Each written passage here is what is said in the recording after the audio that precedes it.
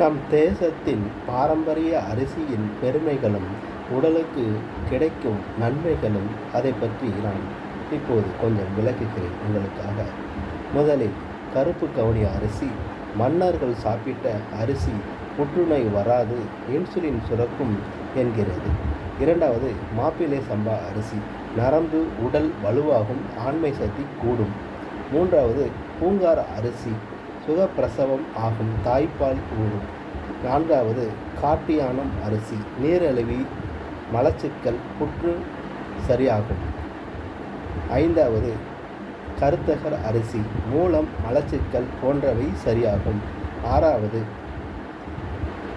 காலா நமக் அரிசி புத்தர் சாப்பிட்டதும் மூளை நரம்பு, இரத்தம், சிறுநீரகம் சரியாகும் என்கிறது. ஏழாவது, மூங்கில் அரிசி மூட்டு வலி, முழங்கால் வலி சரியாகும் என்கிறது. எட்டாவது, ஆறுபதாம் குருவை அரிசி எலும்பு சரியாகும். ஒன்பதாவது, இலுப்பை பூசம்பார் அரிசி பக்கவாதத்திற்கும் நல்லது, கால்வலியும் சரியாகும்.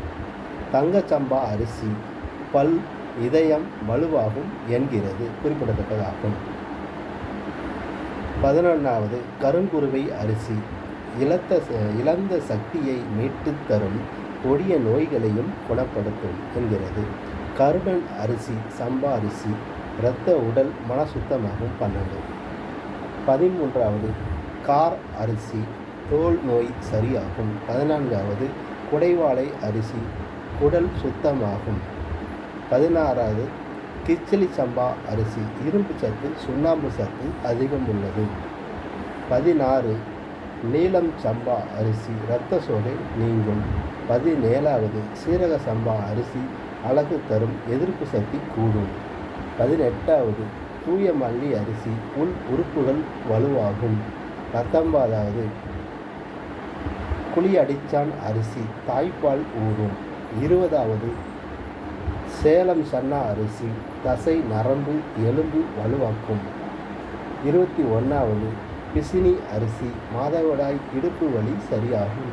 22, குரக்குருவை அரிசி பெருத்த உடல், சிறுத்த அழகு கூடும். 23வது, வாளான் சம்பா அரிசி சுகப்பிரசவம் ஆகும், பெண்களுக்கு அழகு கூடி இடை மெலியும், இடுப்பு வலுவாகும், ஆண்களுக்கு விந்து சக்தி கூடும். 24வது அரிசி வாடன் சம்பா அரிசி ஜீரணமாகும், அமைதியான தூக்கம் வரும். அனைத்தும் கிடைக்கக்கூடியது நம்ம நவதானிய அரிசிகளிலிருந்து கிடைக்கிறதுக்கும் என நெல்லை மாவட்டத்திலிருந்து வாசகன் இன்ஸ்பெக்டர் சார்பாக மக்களுக்கு என்னால் முடிந்த அரிசிகளை பற்றி கூறியுள்ளேன். நன்றி.